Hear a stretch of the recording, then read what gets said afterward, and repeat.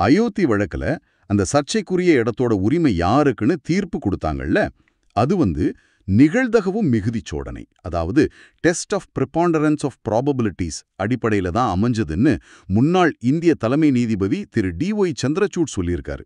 இந்த சோதனைனா என்ன? இதுக்கும் கிரிமினல் கேஸ்களுக்கும் என்ன வித்தியாசம்? ஆமா, இது சட்டத்துறையில ஒரு முக்கியமான கோட்பாடு.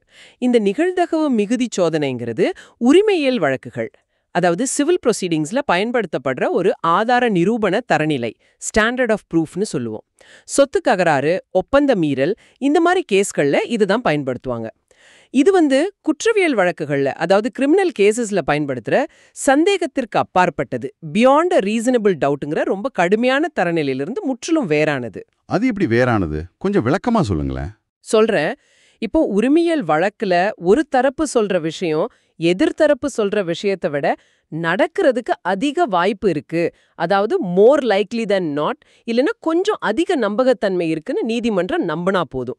இது ஒரு 50% மேல நிகழ்தகவை காட்டுற மாதிரி. 100% உறுதியா நிரூபிக்கணும்னு இல்ல, எந்த சந்தேகமும் இருக்கக்கூடாதுன்னு கட்டாயம் இல்ல.